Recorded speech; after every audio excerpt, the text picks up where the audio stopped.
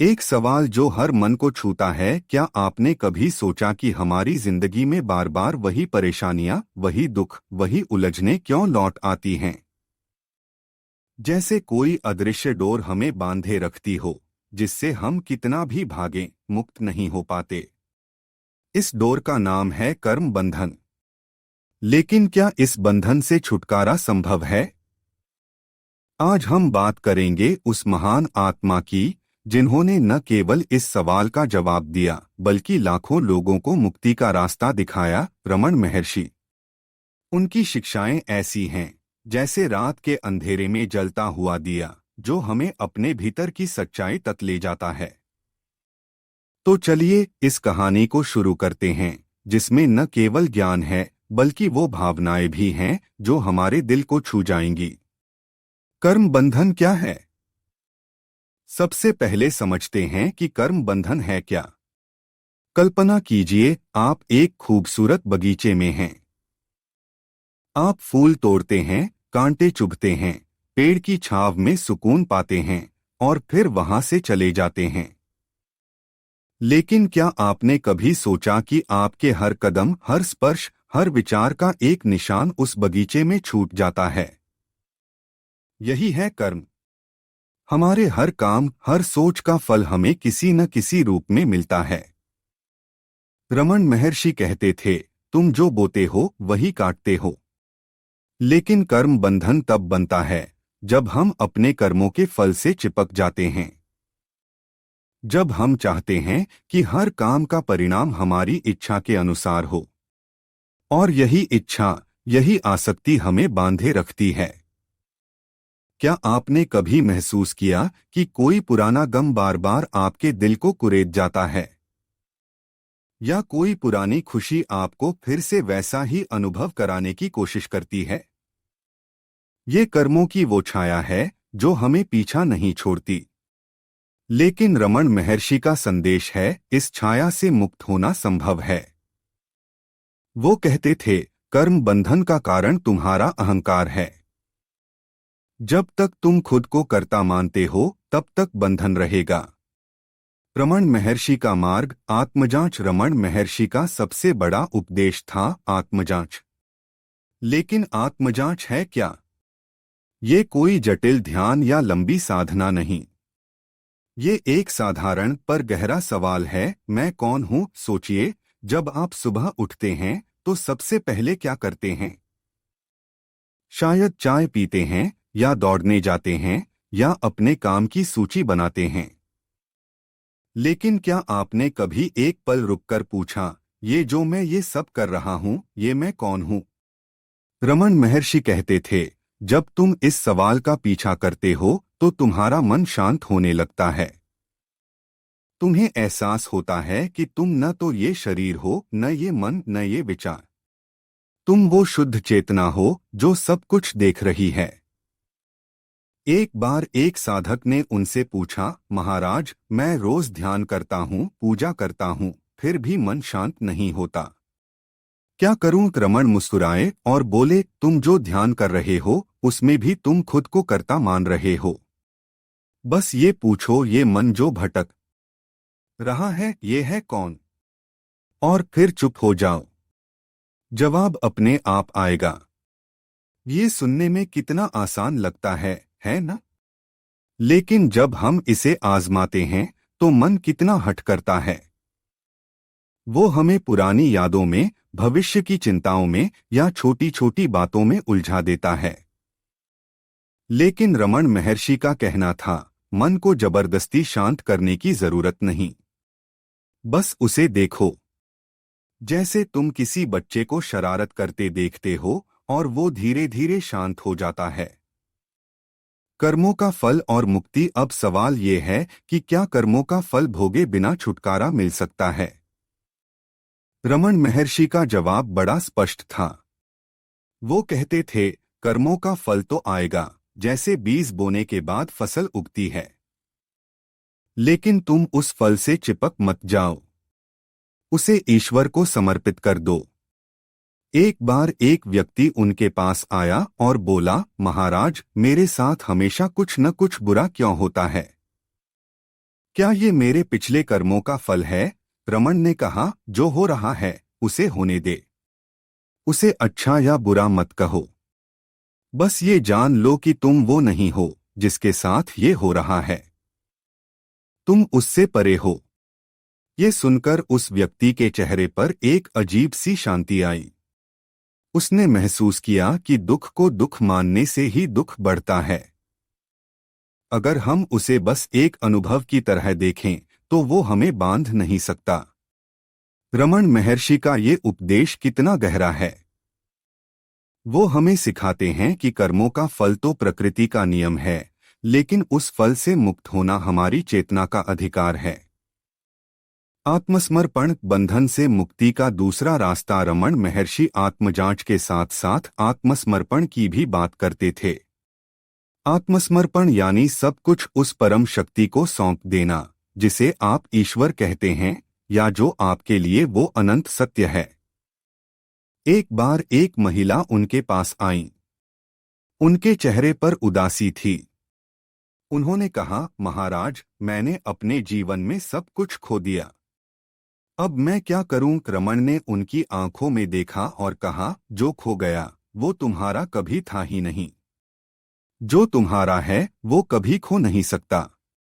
अपने दुख को, अपनी चिंताओं को उस परम सत्ता को दे दो और फिर देखो तुम्हारा मन कितना हल्का हो जाता है। ये सुनकर वो महिला रो पड़ी, लेकिन उनकी आंखों में अब दुख नहीं, एक नई उम्मीद थी। रमन महर्षि का आत्मसमर्पण का ये मार्ग हमें सिखाता है कि जब हम अपनी इच्छाओं, अपने अहंकार को छोड़ देते हैं तो कर्म बंधन की जंजीरें अपने आप टूटने लगती हैं। वो कहते थे, जब तुम कहते हो मैंने ये किया, मैंने वो किया, तब तुम बंधन में पड़ते हो। लेकिन जब तुम कहते हो सब कुछ वो कर रहा है, तब तुम मुक्त हो जाते हो। रोजमर्रा की जिंदगी में कर्म बंधन से मुक्ति। अब सवाल ये है कि रमन महर्षि की ये शिक्षाएं हम अपनी रोज की जिंदगी में कैसे उतारें? क्या हमें सब कुछ छोड़कर जंगल में चले जाना चाहिए? नहीं, रमन महर्षि का मार्ग इतना सरल है कि इसे कोई भी कहीं भी अपना सकता है। वो कहते थे, तुम जहां हो, जैसे हो, वैसे ही मुक्त हो सकते हो। मान लीजिए आप सुबह उठते हैं और आपका मन किसी पुरानी बात को लेकर उदास है। उस पल में रुकें। अपने आप से पूछें, ये उदासी किसे हो रही है? और फिर धीरे धीरे अपने मन को देखें। आप पाएंगे कि उदासी एक बादल की तरह है जो आती है और चली जाती है। लेकिन आप वो शुद्ध आकाश हैं जो हमेशा वही रहता है। या फिर अगर आप किसी से नाराज हैं तो उसे माफ करने की कोशिश करें।